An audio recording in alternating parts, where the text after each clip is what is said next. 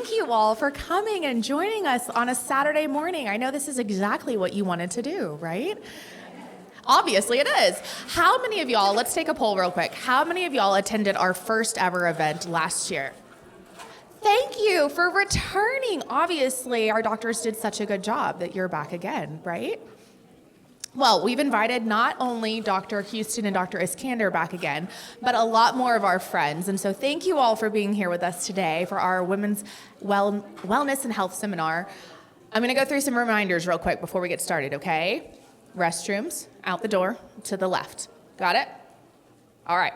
Lunch will be at 12:30 when these talks all wrap up. Our health screenings, as you all probably know, are over in room B, and those will be going on all day long. So like I said earlier, if you want to listen to a panel, great. If you don't, you can certainly go over there, but those will be happening all morning long. I know it's a really hop-in place right now. It's busy in there. So here's how Q&A will work. Did you all get a program when we walked in the door? Wonderful. There's a QR code on that program, and that is how you're going to submit questions to us. And so if there's something that Dr. Cochran or one of our other experts say today, scan that QR code, type in your questions, and I will read those off at the end of each panel, okay? All right, today's event will be recorded, and then you all will get an email afterwards that sends out all these recordings. So if you have a friend or a family member who was not able to attend today, you'll be able to share those links with them and all this great information. Disclaimer I have to give. Okay, there it is. So these are our kind of reminders, which I was supposed to have up on the screen as I reminded you all these other things. So, silence your cell phones, please. Let's be respectful to our neighbors. Questions for the Q&A, and then obviously we have a ton of free resources outside in the lobby. Whoa, outside in the lobby. Okay, I also would be remiss if I did not plug our Health Her Way podcast that Covenant Health has. There's a booth outside with some more information, but that is a podcast focused specifically, am I echoing now? Yeah, I got a lot of those. It would not be a seminar without a couple of technical difficulties, correct? Okay, where was I? Health Her Way. We have a podcast that is focused specifically on women, and we interview a lot of these experts that you're going to hear today. And so we would love for you guys to listen to that podcast. It's full of great information. So right now we are about to wrap up the Seasons of Life. Our last episode airs on Wednesday. And we talk about brain, bone, and heart health after 40. It's a great episode. Okay, my legal disclaimer that I have to give you guys today. While the information today is provided by experts in their field, it is not intended to be personal medical advice. If anything resonates, the best next step is to bring it up with your provider, okay? We're gonna take this as edutainment. Have y'all heard of that before? Educational entertainment, okay? Not actual medical advice. Got it? Perfect. All right. So I don't know how much you know about Covenant Health, but we are a faith-based ministry, and so we would love to start out today's panels and seminar with a quick prayer. If prayer is not your thing, absolutely fine. Maybe just bow your head and reflect on what you'd like to get out of today. Okay. Oh Lord, thank you for allowing us all to come together to fellowship with one another, to have some edutainment, Lord. But thank you for all of the wonderful caregivers and people who came together to make this possible. Lord, for the providers who are sharing their expertise and their knowledge. And of course, for the attendees today who decided to spend their day in fellowship with us. Lord, we also thank you so much for our wonderful town, not just Lubbock, but the whole South Plains, for all of its people and the goodness that we are surrounded by. We thank you most of all for your grace, your mercy, and your blessings. Amen. Amen. All right. Who's ready to get this party started? Dr. Cochran's ready. She's like, why did you make me sit up here this whole time? Let's see if her microphone works. Can we get a hello to the audience? Hello. One more time. Hello. Can you all hear her? Yay, thank you. Audience participation. So today, Dr. Cochran is going to talk to us about staying strong, everyday movement and eating for energy, featuring insights on both perimenopause and menopause. Perimenopause is a hot button topic right now. It's a hot word. Absolutely. But how many of us actually think we can explain, if asked, what perimenopause is? Any hands? That's okay. I couldn't either about a week ago. So we're going to learn together. So today in this session, we're going to talk about stay strong, because the goal isn't perfection. It's about feeling better, having more energy, and protecting your health during a bit of a life transition. One of those transitions we'll specifically talk about is menopause, a transition, not a disease, but it does change how our bodies respond to food, sleep, and exercise. And if you came in thinking, I'm doing what I used to do and it's just not working, you're definitely not alone. So we're going to cover today what's happening in your body during menopause, what and when to eat to support energy and weight, and a simple 3-pillar movement approach: cardio, strength, and balance. We're joined today by Dr. Beth Cochran. She's a board certified in both family medicine and obesity medicine. She was born and raised in West Texas, attended undergrad at Texas Tech University, medical school in Houston, and of course returned to Lubbock for family medicine residency. She's been practicing family medicine physician for nearly 20 years and completed her board certification in obesity medicine several years ago. So, Dr. Cochran, let's start first with what is perimenopause and menopause, and what is happening to our bodies during this transition? So we know premenopausal, there are some very specific hormone surges and changes that happen, and we've all kind of felt those. Those happen in order for us to ovulate. All right. Can you hear me now? Okay. Now I need to not shout. When we start to approach perimenopause, those hormones start to go a little bit wacky. And for those of us who've been through perimenopause or menopause, you kind of know when that's happening. You'll start to have periods where you have hot flashes. Periods may be regular for a little while, they may be irregular. And what's happening is those ovaries are burning out, those hormones are starting to shift, and things really start to get kind of out of whack.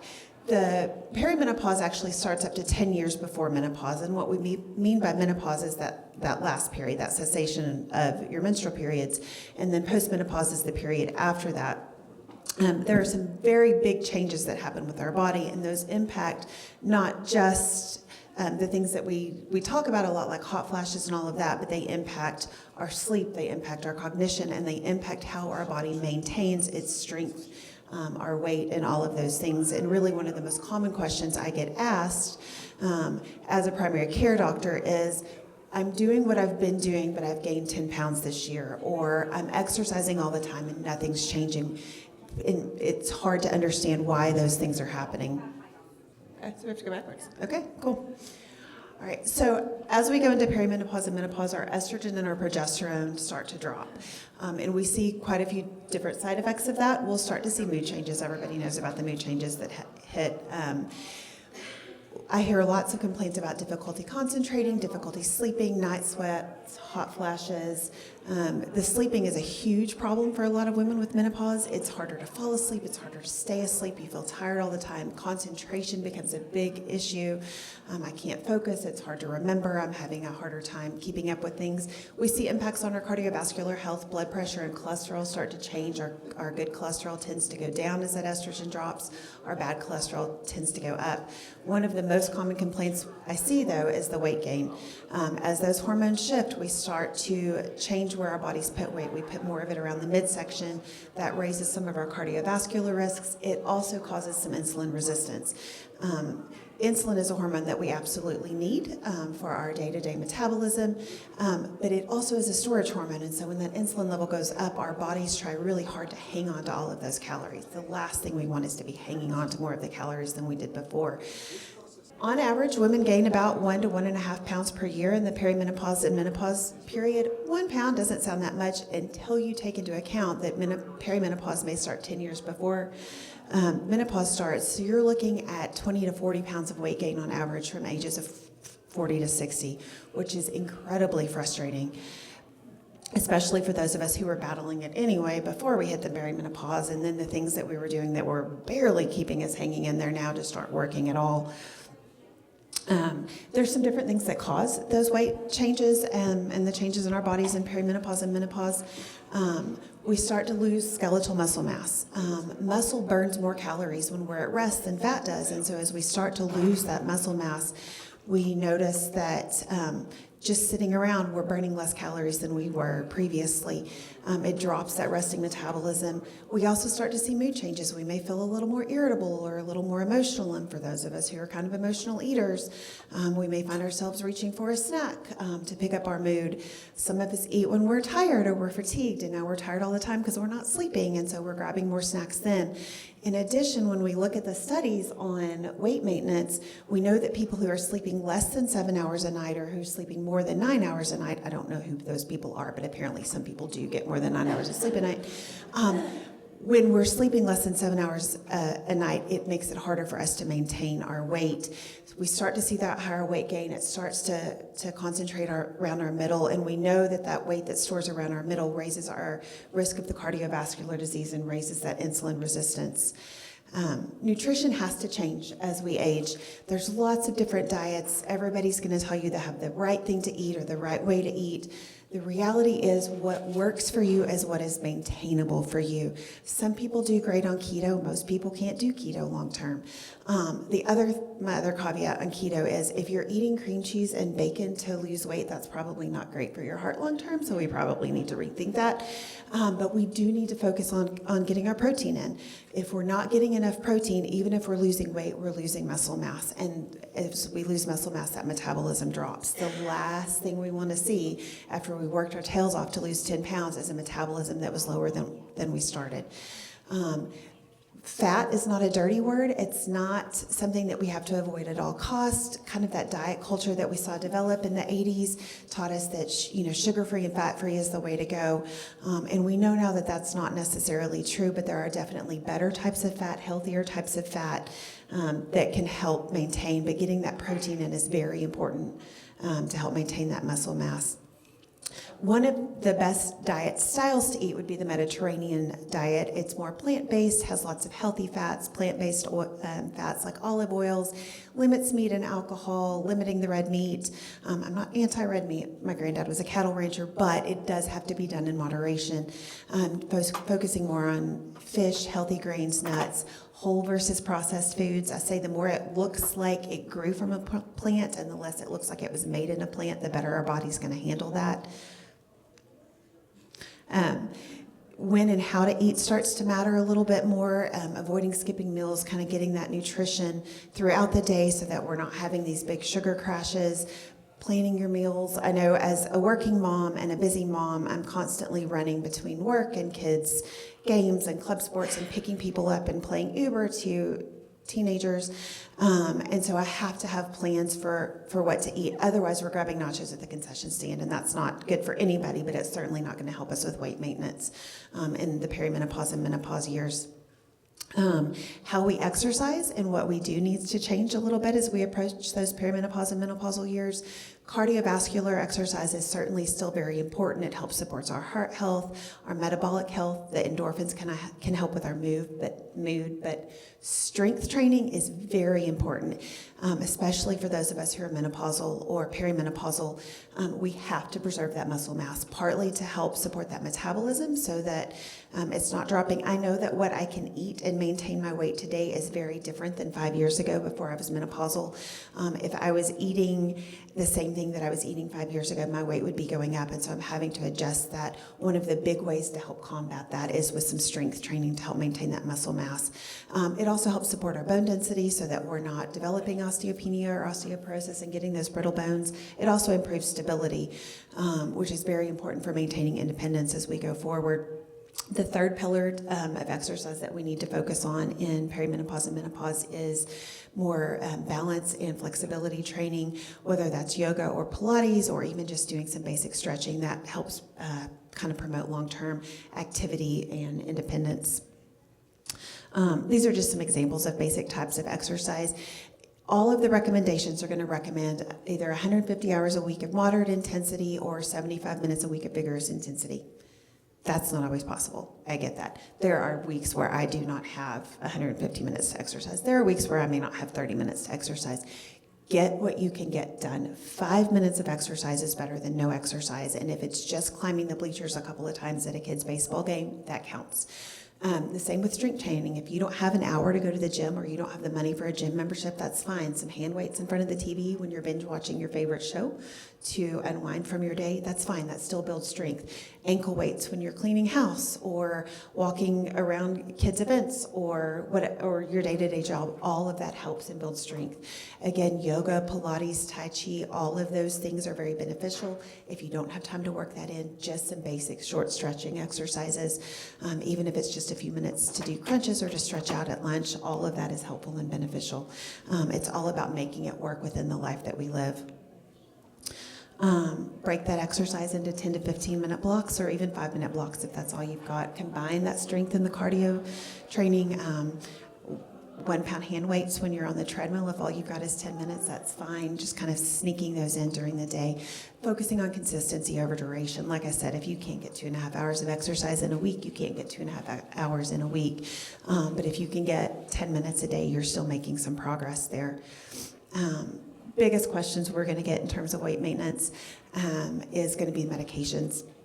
And there's really 2 groups of medications people are going to have questions about. One is hormone replacement therapy. Some women want to go on hormone replacement therapy to help with weight maintenance in menopause. I don't typically see a ton of improvement in weight with hormone replacement therapy, but it can help in some of those other factors that may impact your weight. There's lots of different versions of that hormone replacement therapy. There's pills, patches, gels, creams.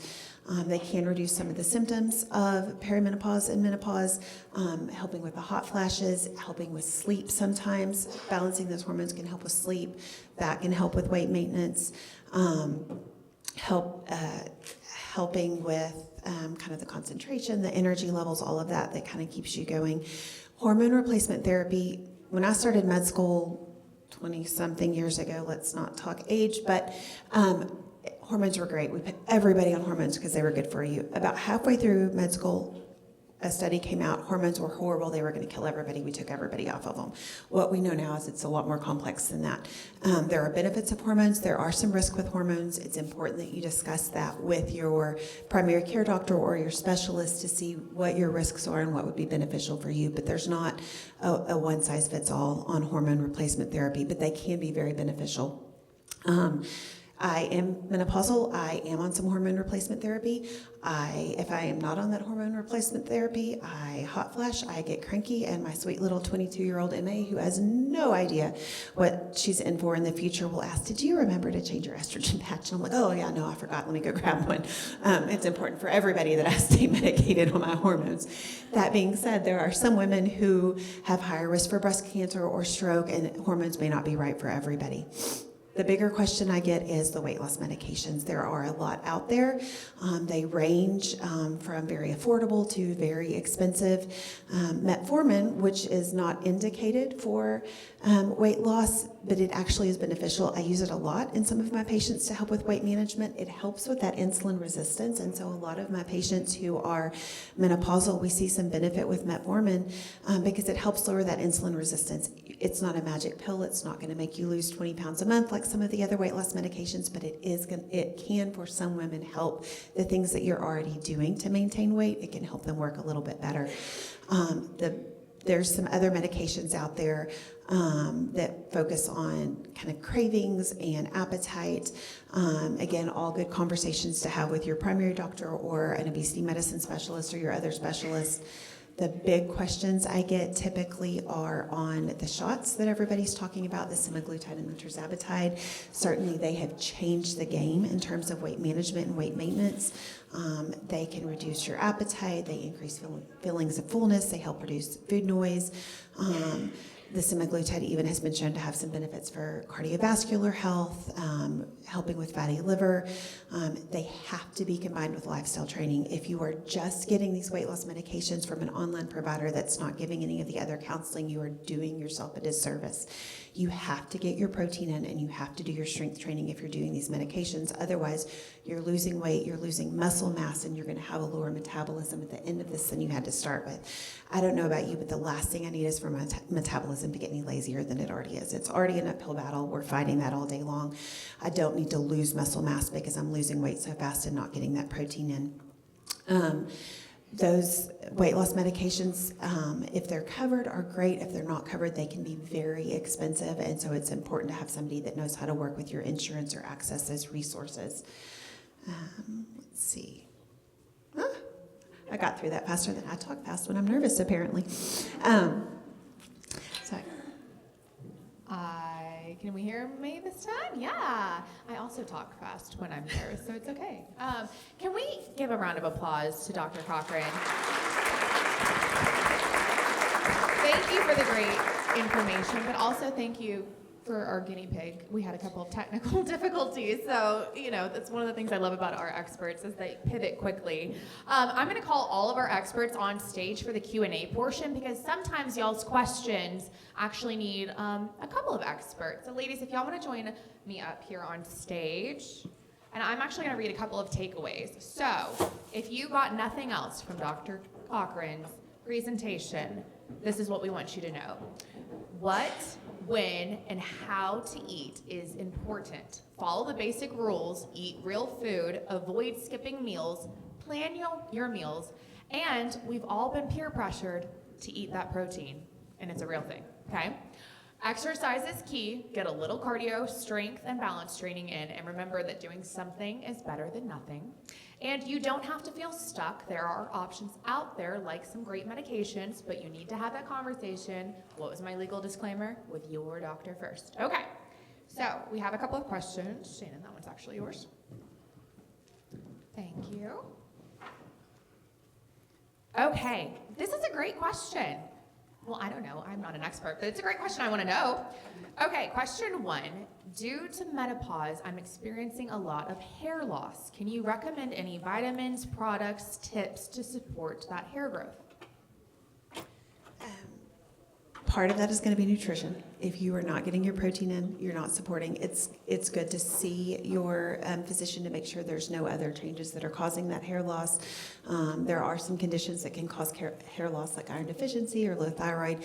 Most of the time, it's not that. Some people just have hair thinning with age. If all of the women in your family start to get thinning hair when they go through menopause, there is a very good chance you're going to have some thinning hair when you go through menopause. There are some shampoos and medications we can use to help with that.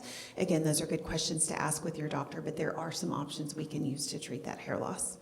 As far as vitamins go, biotin may help. It does, the hair and nail vitamins seem to help with some women.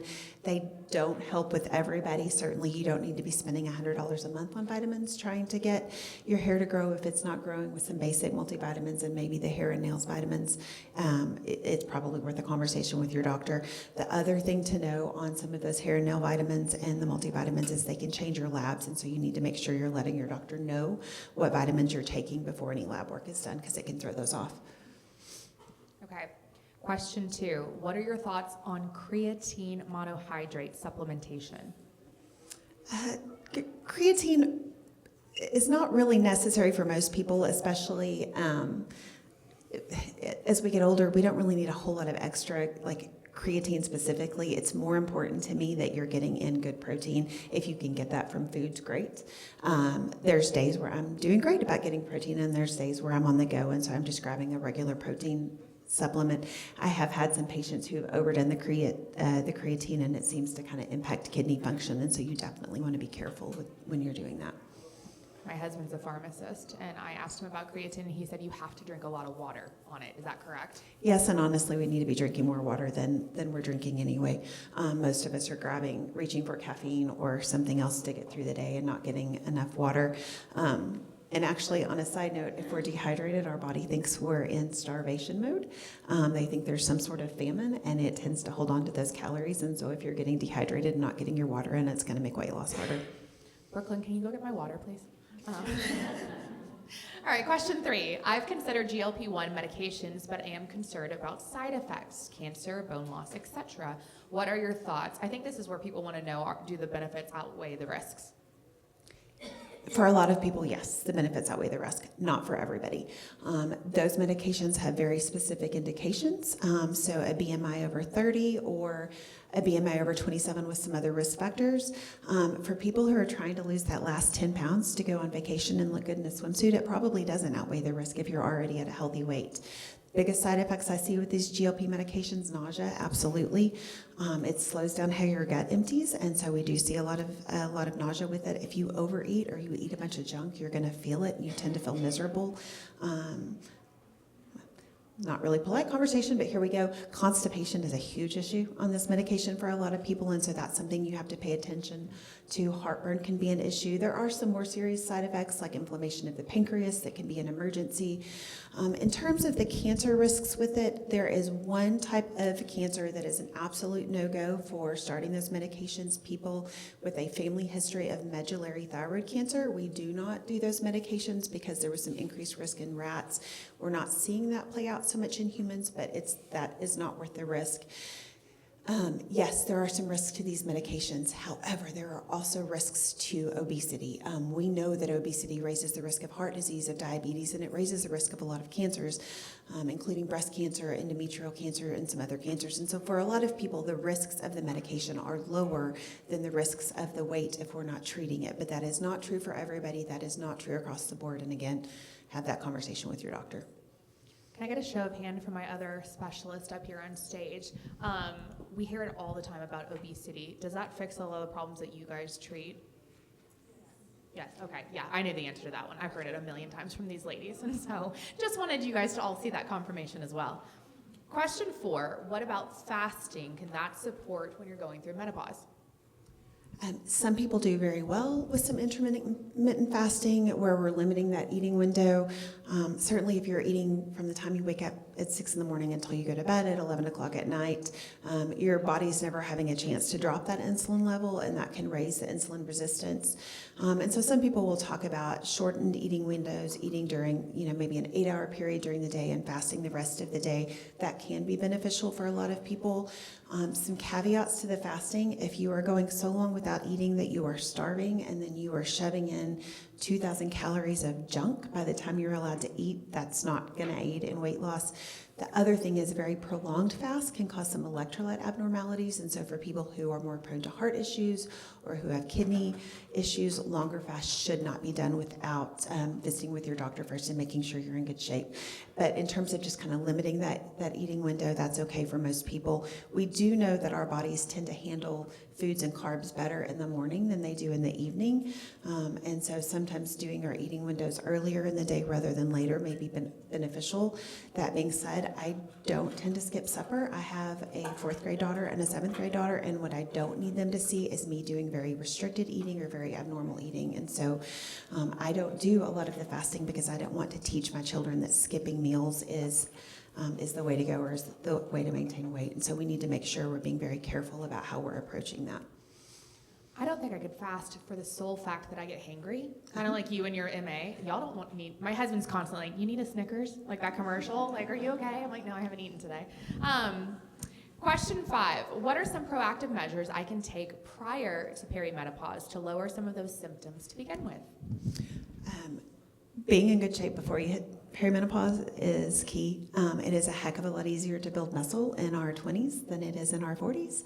And certainly it gets progressively more difficult later. It's easier to get in shape in our 20s than it is to get back in shape in our 40s. So doing all of those healthy lifestyle changes. The other thing is just finding a healthy diet that works for you, that is sustainable long term. Like I said, if whatever we do to get that weight off, we need to be prepared to continue to keep that weight off. That goes for medication. So doing a weight loss medication for 3 months to get weight off is great, but if you come off that weight loss medication, that weight is probably going to come back. Same goes for diet and exercise. So whatever you're doing to get to those goals, you need to be prepared to be able to continue long term, because for any of us who have gone on a diet and then gained that weight back, we know how easy it is to rebound on that. And so you need to make sure that you're developing healthy habits prior to perimenopause so that you can continue those going forward. Okay. We've already talked about creatine, but this person wants to know if there are any benefits to powdered collagen, but I want to expand it to any of the other powders, the protein powders or any of those other things that we're throwing in our smoothies. There can be some benefits. Certainly real food is better. But if you don't have time for real food, it's fine to get some supplements and protein. I've seen some good studies on the collagen in terms of skin health and kind of rebound and wrinkles and all of that. I'm not going to lie, I put collagen in my coffee in the morning because here's hoping that it helps with some of the fine lines underneath. I don't think it's harmful in reasonable degrees. In the same way, I have a tendency to grab a protein shake in the morning or to do a protein coffee. If I don't have time to grab breakfast, I get kind of hangry too, and it's better for me to have a little protein in my coffee or a little protein shake on the road than it is for me to get hangry and grumpy. And my patients and my husband and my children all appreciate when I don't get hangry. So there's nothing wrong with the protein supplements in moderation. Nobody needs 200 grams of protein a day. If you're putting so much protein in that you're stressing your kidneys, that's not a good plan. Thank you for admitting the hangry part. It makes me feel better. I'm not the only one. This person says, I have some heart issues and other issues like arthritis. What are some additional tips I can take for weight loss? Slow and steady. If you've got heart issues, certainly talk to your cardiologist or talk to your specialist about any restrictions that you might have. Certain people with heart failure, and the cardiologist can answer this better, but they may have some fluid restrictions. People with kidney issues may have some protein restrictions, but almost everybody can move, and it's moving in a way that kind of supports your body and doesn't stress your joints. When I was 25 and I wanted to get in shape, I could go out and run 2 miles and be fine. If I decided to just go out and run 2 miles straight off the bat in my almost 50s, I would probably not be able to move for a week. And so building up slow and steady and increasing that endurance can help.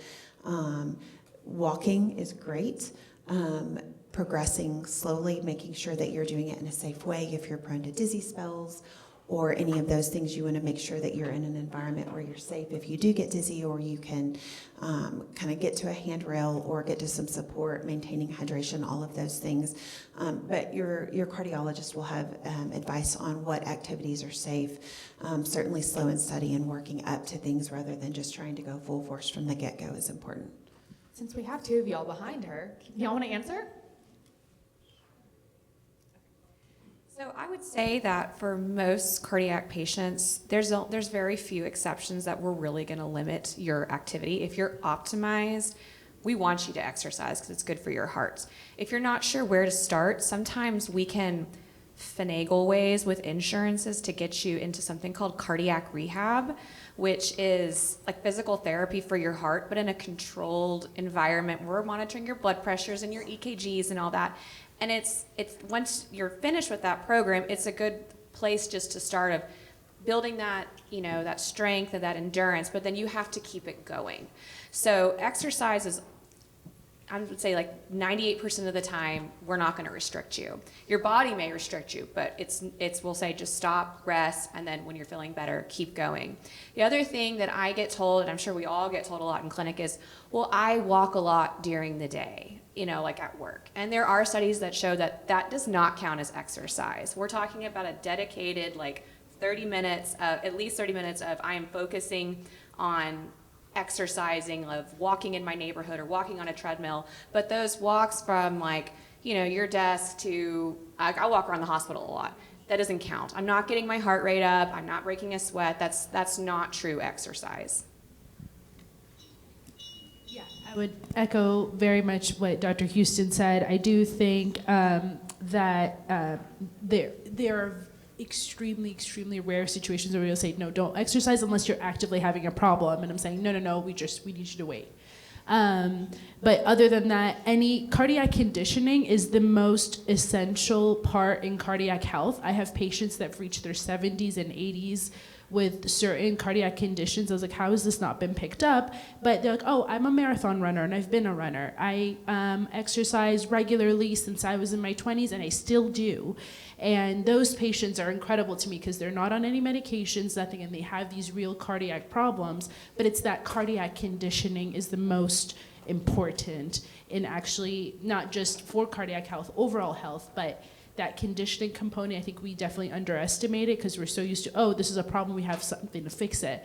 But how we train our bodies is so essential for cardiac health long term, even if you have a problem. Well, thank you all so much for your expertise. That actually concludes our first panel. Again, can we have a round of applause for Dr. Cochran?